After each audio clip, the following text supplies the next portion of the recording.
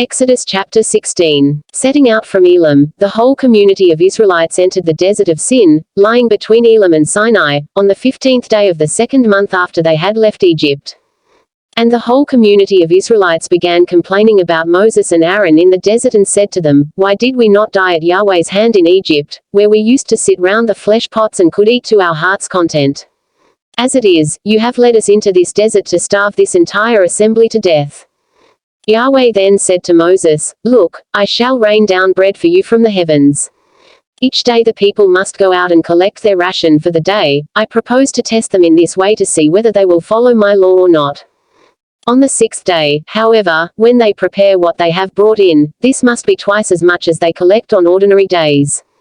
Moses and Aaron then said to the whole community of Israelites, "This evening you will know that it was Yahweh who brought you out of Egypt, and tomorrow morning you will see the glory of Yahweh, for Yahweh has heard your complaints about him. What are we, that your complaint should be against us?"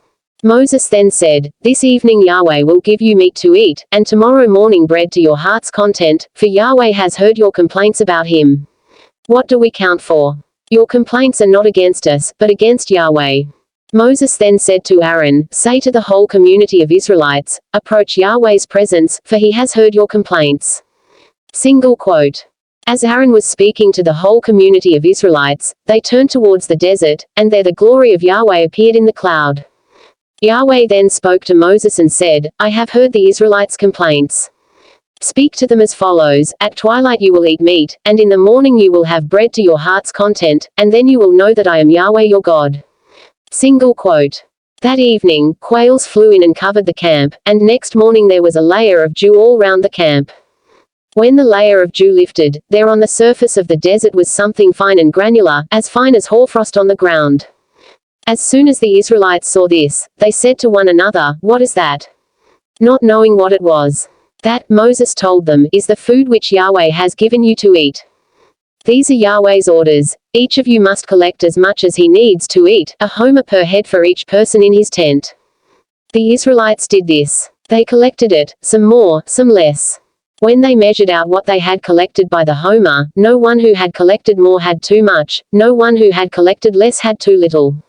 Each had collected as much as he needed to eat. Moses then said, "No one may keep any of it for tomorrow." But some of them took no notice of Moses and kept part of it for the following day, and it bred maggots and smelt foul, and Moses was angry with them. Morning by morning they collected it, each man as much as he needed to eat, and once the sun grew hot, it melted away. Now, on the sixth day they collected twice the amount of food, 2 homer per person, and all the leaders of the community came and told Moses this. Moses replied, "This is what Yahweh said, tomorrow is a day of complete rest, a Sabbath sacred to Yahweh.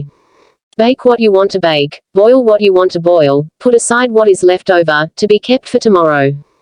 So, as Moses ordered, they put it aside for the following day, and its smell was not foul nor were there maggots in it.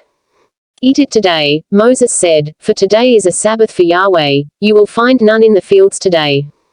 For 6 days you will collect it, but on the 7th day, the Sabbath, there will be none." On the 7th day some of the people went out to collect it, but they found none.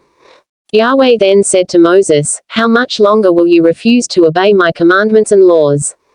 Look, Yahweh has given you the Sabbath, this is why he gives you 2 days' food on the 6th day. Each of you must stay in his place, on the 7th day no one may leave his home." So on the 7th day the people rested. The house of Israel named it manna. It was like coriander seed, it was white and its taste was like that of wafers made with honey. Moses then said, "These are Yahweh's orders, fill a homer with it and preserve it for your descendants, so that they can see the bread on which I fed you in the desert when I brought you out of Egypt." Moses then said to Aaron, "Take a jar and in it put a full homer of manna and store it in Yahweh's presence, to be kept for your descendants." Accordingly, Aaron stored it in front of the testimony, to be preserved, as Yahweh had ordered Moses. The Israelites ate manna for 40 years, up to the time they reached inhabited country. They ate manna up to the time they reached the frontiers of Canaan.